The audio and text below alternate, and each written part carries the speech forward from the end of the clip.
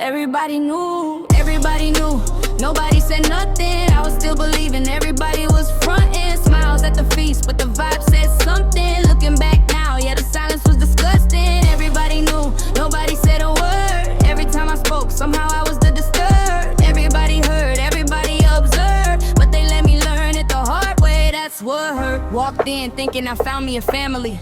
Found a whole lot of people protecting the fantasy. Everybody playing like it's love and community. Till you ask one question and suddenly it's mutiny. One wife, two wives, dinner and drinks. Thought we was connected, now I stop and I think. Why every friendship ended right at the brink? Why every bond sank before it could link? I was too new to see it. Everybody else had already agreed to be it. Walk on eggshells, never question the leader. And if you get hurt, somehow you the procedure. That's the part that still gets me. Not the anger, not the insults, not the whiskey. It's everybody acting like the picture was pretty while watching the whole thing happen in the city.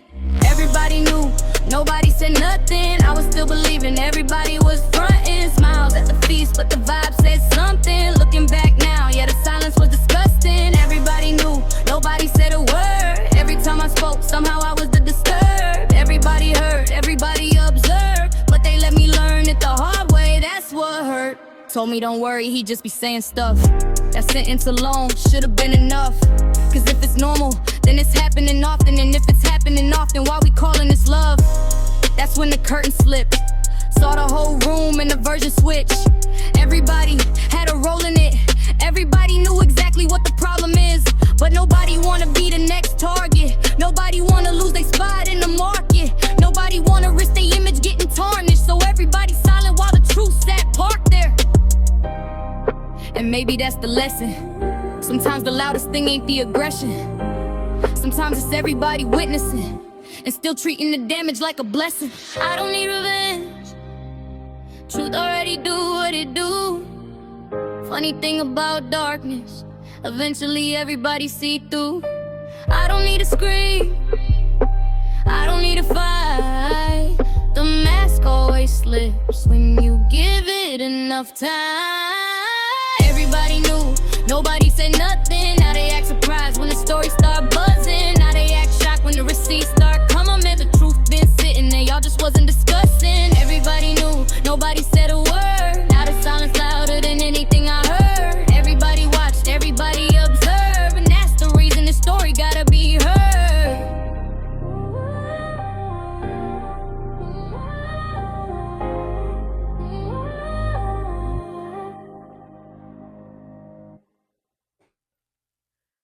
After everything I shared about the financial red flags, I want to talk about what started happening emotionally once I actually moved to Washington. Because what people need to understand is that things did not slowly become unhealthy years later.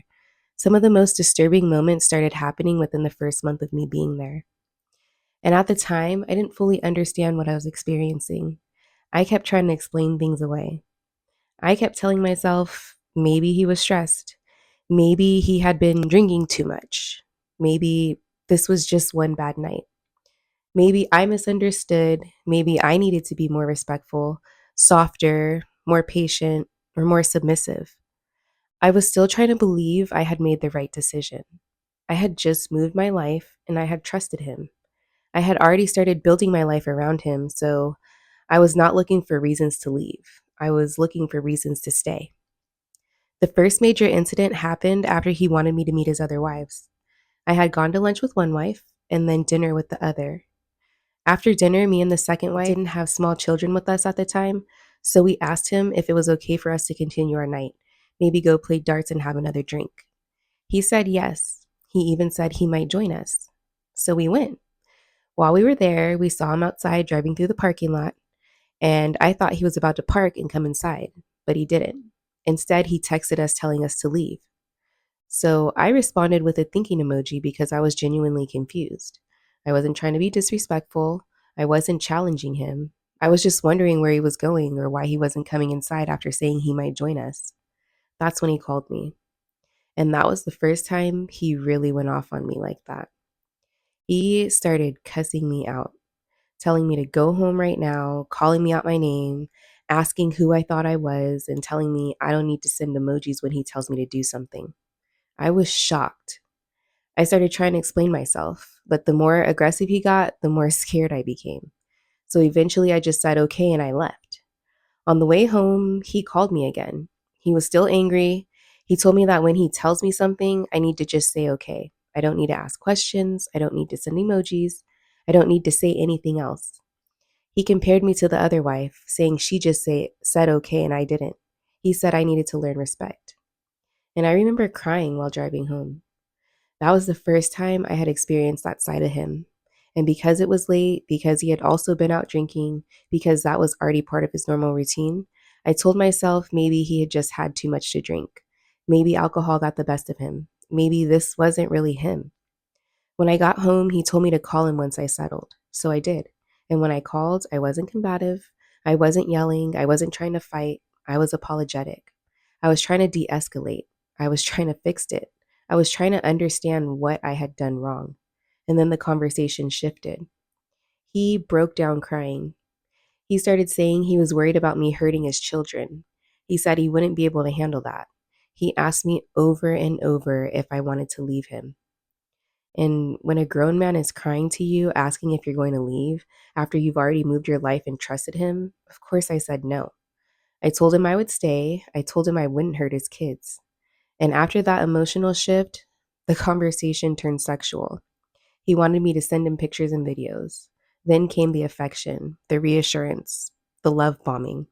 And because of that, I convinced myself it was just a bad night.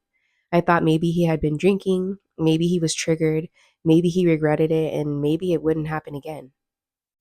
But it did happen again. The second major incident happened during the Feast of Tabernacles camping trip. Me and the two wives had been sitting together after the kids went to sleep.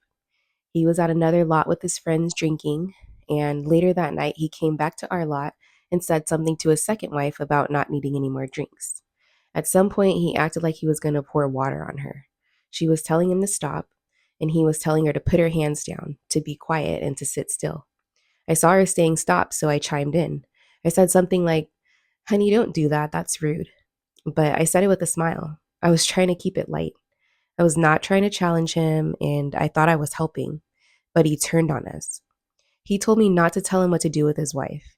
He said he had half the mind to send both of us bitches home that night.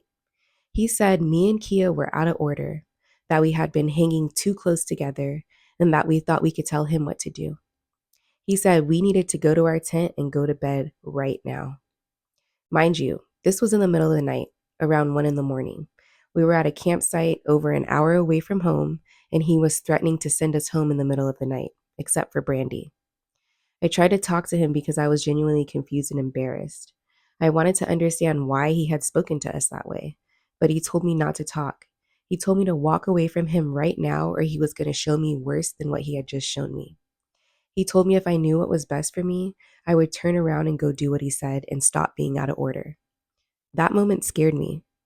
I asked if I could go to my car because I needed space. Me, Kia, and Brandy were sharing a tent, and I just needed to be alone for a few minutes to process what had happened. He asked if I was leaving. I told him no, that I just needed space. Eventually, he said that was fine. So I went to my car and I sat there for maybe 20 minutes, crying, contemplating what I had gotten myself into. Kia texted me to check on me and asked me to come back to the tent. She told me things were going to be okay. So I went back. When I got back to the tent, Brandy was there. She asked if I was okay, and I said yes. And then she said something that stayed with me.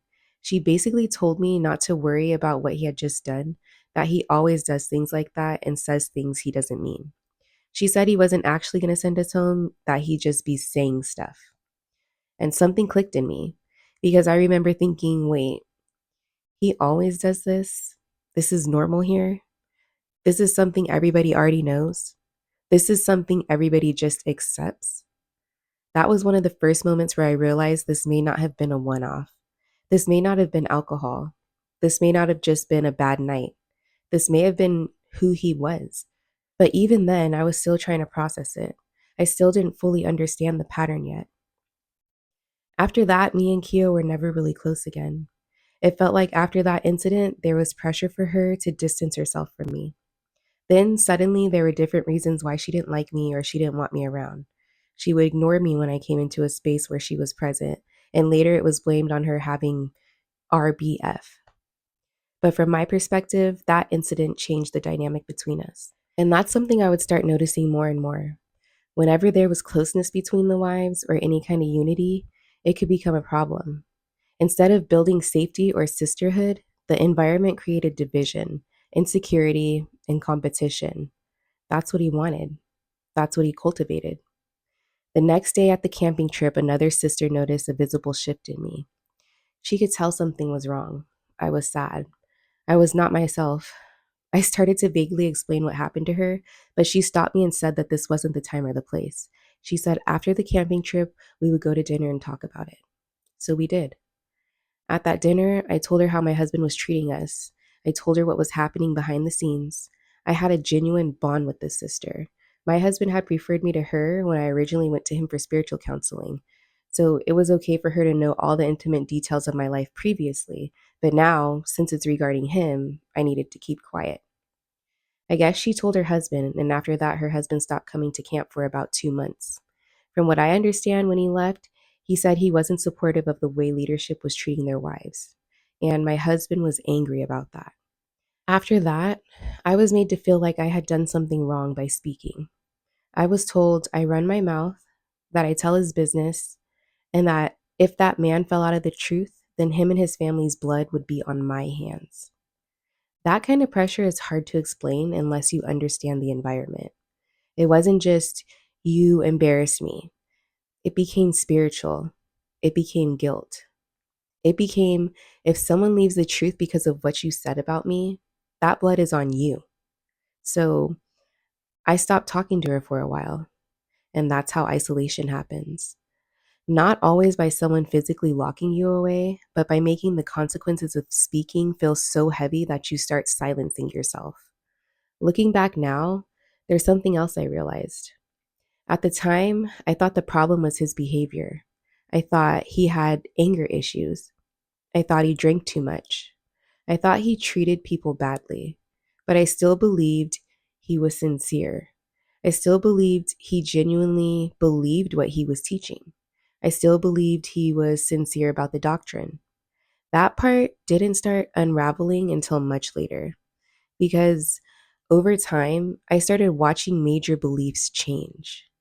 Not small opinions, major positions. Positions he publicly taught. Positions he built platforms around. Positions he sold products around. For years, he taught Israel only salvation. Then later, he began teaching Gentile salvation. And what made that difficult for me was that he had publicly said before that if someone wanted to make real money, they would teach Gentile salvation. Then, later, that became the doctrine he was teaching. At the same time, he changed his positions on the names Yahweh and Yahushai. For years, he taught those names. For years, he defended those names. For years, families learned those names. For years, children learned those names. Then later, he began saying those were not actually the original Hebrew names, and that Paleo Hebrew was not even a true biblical dialect. This was especially difficult for me because those are the names I pray in. Those were the names I believe in. Those were the names I prayed throughout my pregnancy. Those were the names I prayed during my labor and delivery. I had a healthy pregnancy and a delivery that went exactly how I had hoped. And the entire time I was praying in those names. When I asked him about it, he told me I could still use those names and that it would not affect my salvation. He just no longer believed they were the original names. But what confused me was that he had spent years teaching those names publicly. Just a few months before he made this change, he had produced children's books called Yahweh's Kingdom for His Children and Yahushai's Kingdom for His Children. Families bought those books. Parents taught their children from those books. And when I pointed that out to him and said, "You just sold all those books with Yahweh and Yahushai's name in it," he told me, "I know, I'm going to have to make some more and put Gentiles in there." That conversation stuck with me because I wasn't thinking about money at first. I was thinking about sincerity. I was thinking about belief. I was thinking about whether the person teaching these things actually believed them when he was teaching them. What made it even more confusing was learning later that he publicly stated he and Hassad had already presented this information to Alazar before the doctrine had changed publicly, and that Alazar rejected it. So now I'm looking at the timeline wondering, if you believed this before the public change, then how long were you teaching something different from what you actually believed? And if these were major doctrinal issues, why continue producing materials, selling books, charging for classes, and building products around positions you no longer agreed with? Those were questions I wasn't ready to ask yet, but they started forming, because some of the same things that made me question him as a husband eventually made me question him as a teacher. The contradictions, the inconsistency, the certainty one day and the reversal the next. And that wasn't limited to salvation or the names. At one point during our separation, he told me he had reread Matthew and that he believed he could actually give me a bill of divorce, even though there had been no fornication.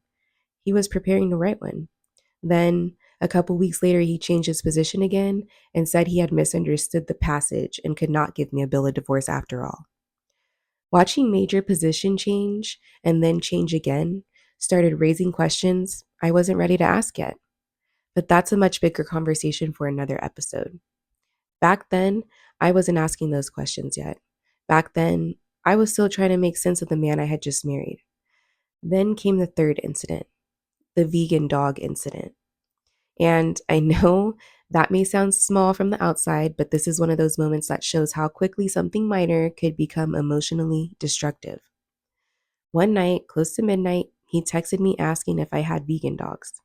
He had been out drinking and bar hopping, and this was something that became normal over time. Him expecting me to get up late at night, make food, bring him food, or even drive long distances by myself to get him something to eat after he had been out all night. That night, I packed up the food and I brought it to him. But because it was not technically my day, he told me to leave it at the door instead of coming inside because another wife was inside. At first, I was joking. I said it was kind of weird to leave food on the doorstep. It was light. It was playful. There were LOLs in the messages. I was not attacking him. But later, he called me, and that phone call changed something in me. He cussed me out badly. He called me names. He told me I was disrespectful. He said I only wanted to go inside because I didn't get my way. He said his other wives would never talk to him like that. He said, and I quote, "My bitches don't talk to me like that." He said I looked like a clown. He insulted my intelligence. He called me dumb. He told me he felt like sending me back to San Diego. And while this was happening, his roommate was in the car with him, listening and laughing. I stayed mostly quiet on that call. I froze. He told me to speak. He told me to express myself, but I had nothing to say. I was shocked. I was hurt and I was overwhelmed. I was crying, and I remember feeling like no matter what I said, it would be used against me. What makes this moment even harder for me to process is that we had just consummated our marriage less than 36 hours before this. So emotionally, I was in a very vulnerable place. I believed I had just stepped into a deeper level of marriage, intimacy, and commitment. And then suddenly, within a day and a half, I was being degraded, humiliated, and spoken to like I was nothing. The next morning, he texted me saying he could have sworn he had told me to express myself, that it had been hours, and that I had plenty of time to process. And again, instead of being angry, I tried to explain. I told him I didn't understand why he dealt with me so harshly. I told him I wasn't attacking him. I told him the energy in the text seemed light to me. I apologized for offending him. I validated his feelings. I said maybe there were things I could have done differently. And that is one of the clearest parts of the relationship pattern. He went off on me, but I became the one doing the emotional repair. I became the one explaining, apologizing, softening, trying to understand his point of view, trying to calm everything down. At one point, he said that looking back at the texts, he may have read them the wrong way or in the wrong tone. But then he said he needed to lower his standards, that perfection is unreal, and that would help with his issues. That was confusing to me because even when he was kind of acknowledging he may have read things wrong, it still came back around to me being the standard that needed to be lower. And I remember telling him that I threw up after that phone call. I told him I felt disgusted. I told him I felt extremely unhappy and I felt heartbroken. I told him I didn't feel like a good enough woman and that I didn't even feel like he liked me. That is important because it shows where I was emotionally. I was not trying to win an argument. I was not trying to dominate him. I was not trying to disrespect him.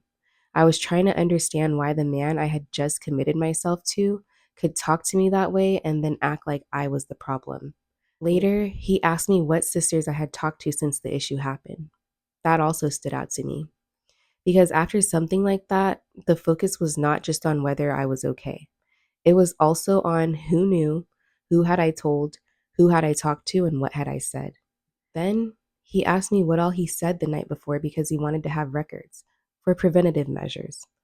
I asked if he remembered what he said, and he said he remembered a lot, but not all. So I wrote out what I remembered, and I remembered a lot. I wrote out how the conversation started. I wrote out the names he called me. I wrote out how he said I wanted to go inside because it wasn't my day. I wrote out how he said the other wives didn't like me, how he said no one F's with me, how he made me answer him, how he insulted my intelligence, how his roommate was laughing, how I was crying, and how I froze. He asked if I recorded it. I didn't record it physically, but mentally, it stuck with me. It stuck with me because something broke in me that night. And when I say it broke something in me, I don't mean I stopped caring overnight. I didn't. The texts after that show I still cared. I still tried. I still wanted to believe things could be okay. But something in me had seen something I cannot unsee. And even after all of that, he said he took full accountability. He said he needed to work on his temper and self control. But then he also asked me to work on doing things that might trigger him. And that's exactly why this pattern was so hard to break out of. Because there would be just enough accountability to make me think maybe he understood, but then the responsibility would still be placed back onto me. I still had to manage his triggers. I still had to make sure I didn't say the wrong thing. I still had to learn how to respond correctly. I still had to become smaller, quieter, safer, and easier. And that was all within my first month of living there. 3 major incidents in 1 month. The first time I told myself maybe he drank too much. The second time I realized other wives already knew he acted like this. And the third time, I felt something in me break. And looking back now, I can see the patterns so clearly.